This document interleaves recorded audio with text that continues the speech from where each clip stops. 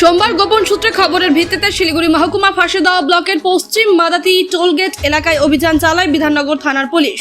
এরপর সেখানে উত্তরবঙ্গ রাষ্ট্রীয় পরিবহন সংস্থার বাসে তল্লাশি চালায় এবং এক মহিলা ও এক ব্যক্তির ব্যাগ থেকে উদ্ধার হয় গাঁজা। এরপরে দুজনকে গ্রেপ্তার করে বিধাননগর থানার পুলিশ। ধৃতদের নাম সাবিত্রী বর্মন, বয়স 45, পীযূষ বর্মন, বয়স 27। পুলিশ সূত্রে জানা গিয়েছে ধৃতদের কাছ থেকে 27 কেজি গাঁজা উদ্ধার হয়েছে, যার আনুমানিক বাজার মূল্য প্রায় লক্ষাধিক টাকা, এবং উদ্ধার হওয়া গাঁজা কোচবিহার থেকে রায়গঞ্জে পাচারের উদ্দেশ্যে নিয়ে যাওয়া হচ্ছিল। তবে এই ঘটনার সঙ্গে আর কেউ জড়িত রয়েছে কিনা তা খতিয়ে দেখছে পুলিশ। আর এটা খুলুন, কত করে এক একটা মানে কত কেজি করে আছে জানা আছে? এটা খুলুন, ঠিক আছে। এটা খুলুন,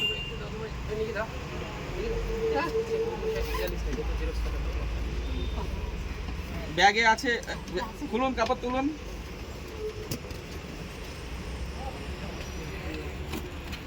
এটা দুটো আছে, 2 2 4 2 6। ঠিক আছে, এই মালগুলো নিয়ে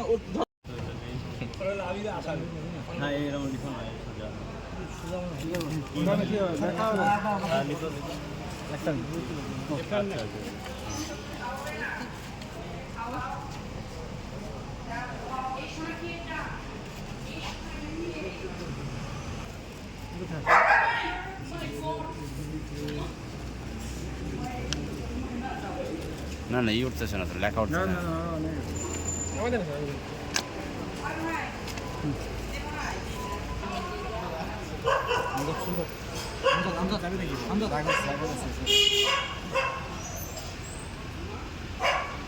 বিবাস কোথায়? বিবাস